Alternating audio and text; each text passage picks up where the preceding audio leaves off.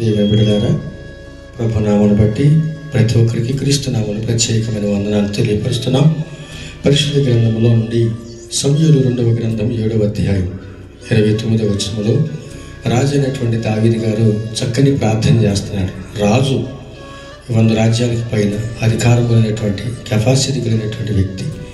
మరి ఆయనే ఎలాంటి ప్రార్థన చేస్తున్నాడంటే, మరి మనం ఎలాంటి ప్రార్థన చేస్తామో మనం కూడా మన జీవితంలో పరిశీలన చేసుకోవాలి. దయచేసి నీ దాసుని నా కుటుంబము నిత్యము నీ సన్నిధి ఉన్నట్లుగా దానిని ఆశీర్వదించమంటున్నాడు. నిత్యము ఆయన కుటుంబముతో కూడా దేవుని సన్నిధిలో ఉండాలని దావీదు యొక్క ఆశ, కోరిక. చూసారా ప్రియులారా, అది యెహోషువ అదే అంటున్నాడుగా, నేనును నా ఇంటి వారి యెహోవాను సేవించదము అంటున్నాడు. కాబట్టి ప్రభునందు ప్రియమైన దేవుని సంఘమా, దేవుని పిల్లలారా, నీవు కూడా నిత్యము, ఎందుకంటే యజమానులు మరి దావీదు దేవుని కలిగి ఉన్నాడు కనుక ఆ ప్రార్థన చేస్తున్నాడు. కానీ మన ఇంట్లో యజమానులు ఎక్కువగా స్త్రీలే ప్రభువుని కలిగి ఉంటున్నారు. ఎక్కువగా స్త్రీలే ప్రభు దగ్గరికి వస్తారు.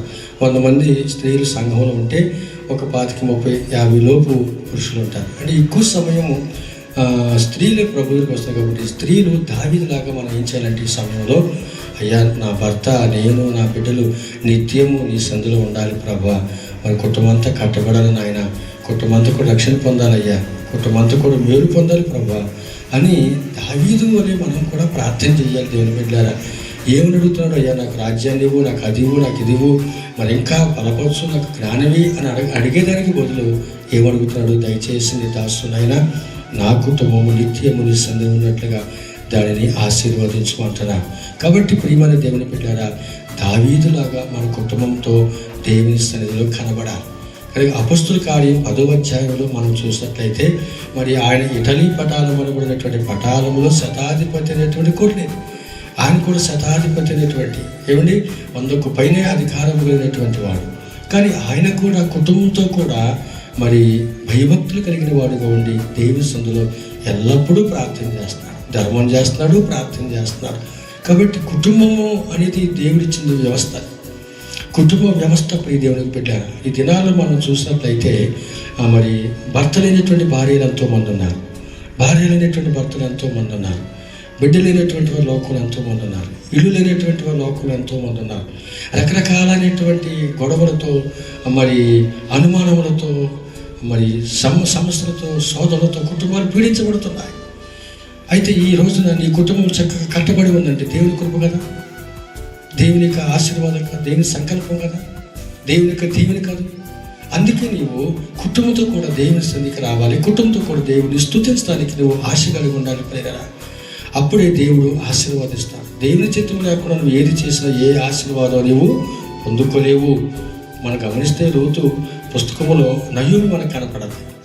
బెత్లెహేములో ఏమీ లేదు అనే భావంతో నయోమి ఎక్కడికి వెళ్ళింది?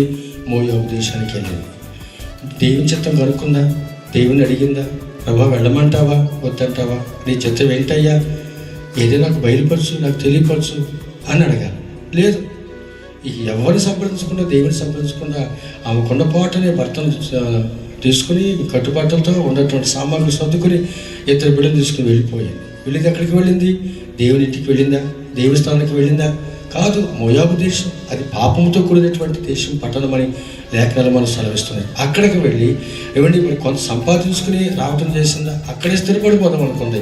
అక్కడే ఉండి ఆ మోయాబు స్త్రీలతో కలిసి 2 ఏమండి మరి కుమారులకు వివాహం జరిగించారు. దేవుని అట్లా జరుగుతూ ఉండగా దేవుని బిడ్డగా ఇదిగో నయోమి యొక్క భర్త కొంతకాలానికి చనిపోయాడు. ఆ చనిపోయిన తర్వాత, అయ్యో నేను దేవుని చిత్తం లేకుండా, దేవునికి లోబడకుండా నేను ఈ విధంగా వచ్చాను, దేవుని కోపం నా మీదకు ఉందేమో, దేవుని కూతురు నేను ఉన్నానేమో అని తెలుసుకున్న వ్యక్తి అయ్యుండి వెంటనే భర్త పోయిన తర్వాత 2 బిడ్డలు తీసుకొచ్చినట్టయితే నయోమి కుటుంబం ఎంతో బాగుపడేది. దీవెనికరంగా, మేలుకరంగా, ప్రభుకు ఆస్వాదకరంగా ఆ పట్టణంలో ఉన్నటువంటి వారికి అందరికీ మేలుకరంగా ఉండేది. కానీ ఆమె కొన్నటువంటి కఠినత్వంతో, ఆర్థికమైన వ్యవస్థతో ఏదో సంపాదించాలనుకుంది. భర్త పోగొట్టుకుని కూడా ఆ 2 బిడ్డలతోనే, ఆ కోడలతోనే జీవనాన్ని కొనసాగిస్తూ ఉంది. దేవుని ఉగ్రత ఇంకా పడుతుంది. పెద్ద కుమారుడు కొంతకాలానికి చనిపోయాడు. ఆ కుమారుడు చనిపోయిన తర్వాత నా మీదకు పరిపూర్ణంగా దేవుని ఉగ్రత, దేవుని శాపం వచ్చేసింది, కాబట్టి నేను ఇక్కడ వెళ్ళిపోవాలి అనుకుని తిరిగి వచ్చేసినట్టయితే ఆఖరి బిడ్డ అయినా కోడలైనా ఉండేది. కాబట్టి దేవుని బిడ్డ ఆ నయోమి అలా గ్రహింపు లేకపోవడం ఇక్కడ విడలు బాగుంటుకుంది. చివరికి వృద్ధాప్య వచ్చేసింది. ఇక ఆమె ఏమంటుందంటే, అమ్మ నేను నా ఊరు వెళ్ళిపోతా, నా దేశానికి వెళ్ళిపోతా, బెత్లెహేంకి.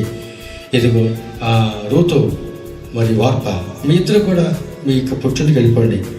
మీరు అక్కడ ఏదైనా మీ తల్లిదండ్రులను ఆశ్రయించి అక్కడ వివాహం చేసుకుని బిడ్డలు కనుక్కొని మీ కుటుంబ జీవితంలో మీరు ఉండిపోండి, నేను వెళ్ళిపోతానని చెబుతుంది. అయితే వార్ప అత్త మాట ఎప్పుడంటదా అని సంతోషించి అత్తను ముద్దు పెట్టుకుని వెళ్ళిపోయింది వార్ప. కానీ రూతు అయితే, అత్య నీవు ఆ మాట ఇప్పుడంటే అన్నావు, ఇంకోసారి అంటానికి వీల్లేదు. నీ జనమే నా జనము, నీ దేవుడే నా దేవుడు, నేను నిన్ను విడువను ఎడబాయనని చెప్పింది. ఎలీషా ఏలియాని ఏ విధముగా చెప్పాడో, నేను నిన్ను విడువను ఎడబాయనని రూతు అత్తను ఆ విధముగా ఉంది. ప్రేమ ఈ దినాల్లో నీవు కూడా ఎట్లా ఉండాలి? ఏమని కుటుంబంతో దేవుని సన్నిధికి రావాలి, దేవుని చిత్తవేదనకు చెందాలి. దావీదు దయచేసి నీ దాసు నా కుటుంబం నిత్యం సుందరం ఉన్నట్టుగా దాన్ని ఆశీర్వదించమని దేవుని అడుగుతున్నాడు. అది అలా అడిగిందా? నయోమి అడగలేదు. దేవుని చిత్తం లేకుండా వెళ్ళిపోయింది. చివరికి దేవుని బిడ్డరా, భర్త, ఇద్దరు కుమారులు, కోడలు, నలుగురు బాగొట్టుకుని ఇద్దరు తిరిగి వచ్చారు. వచ్చిన తర్వాత పట్టణస్థులందరూ అంటారు, ఎప్పుడో వెళ్ళిపోయినట్టు నయోమి వచ్చిందని పరిగెత్తామంటున్నారు.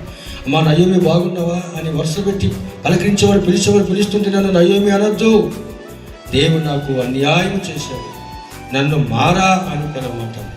మారా దేవుడు చేశాడా? ఏమి చేసుకుందా? చేదు అనుభవం దేవుడు చేశాడా? ఏమి చేసుకుందా? భర్తను ఏమి చంపుకుందా? దేవుడు చంపాడు. బిడ్డలు ఎవరు చంపారు? చేతులను. ఆమె దేవుని చిత్తం లేకుండా వెళ్ళి ఆమె కుటుంబాన్ని ఆమె సర్వనాశనం చేసుకుంటుంది. దేవుని పిల్లరా, ఈ దినాల్లో అనేక మంది దేవుని చిత్తం లేకుండా, దేవునికి లోబడుకోకుండా, దేవుని అడుకోకుండా, దేవుని చిత్తులు ప్రార్థించుకోకుండా, ఏ పని చేద్దామని, ఎక్కడికి వెళదామన్న దేవుని సంకల్పం ఏంటో తెలియకోకుండా ఇష్టానుసారంగా వెళ్ళిపోయి కుటుంబాలు పాడు చేసుకునే దినాలు ఆ వ్యక్తుల లోకంలో ఎంతో మంది ఉన్నారు. ఈ వాక్యం నా ప్రియ సహోదరి సహోదరుడా, నీవు దేవునితో దావీదులాగా నిత్యము నా కుటుంబం దేవుని సన్నిధిలో ఉండాలని అడుగు, ప్రార్థించే, దేవునికి లోబడు. దేవునిందు భయభక్తులు కలిగి దేవుని కొరకు జీవిస్తే తప్పకుండా దేవుడు నిన్ను ఆశీర్వదిస్తాడు. ప్రేరణ లోకం వైపు చూస్తున్న అయ్యం వైపు చూడబాక, దేవుని కొరకు దేవుడు సాగాలని ప్రార్థించిన దావీదు వైపు నోవాహులాగా, ఏమండి యెహోషువలాగా మన కుటుంబాలు కట్టబడి ప్రభు కొరకు నమ్మకంగా జీవిద్దాం. అట్టి కృప దేవుడు మనందరికీ దయచేయను గాక. ఈ చిన్న పరిశుద్ధ వాక్యమును మన విని కూడా దీవించి ఆశీర్వదించును గాక. ఆమేన్. అందరికీ వందనాలు. God bless you all.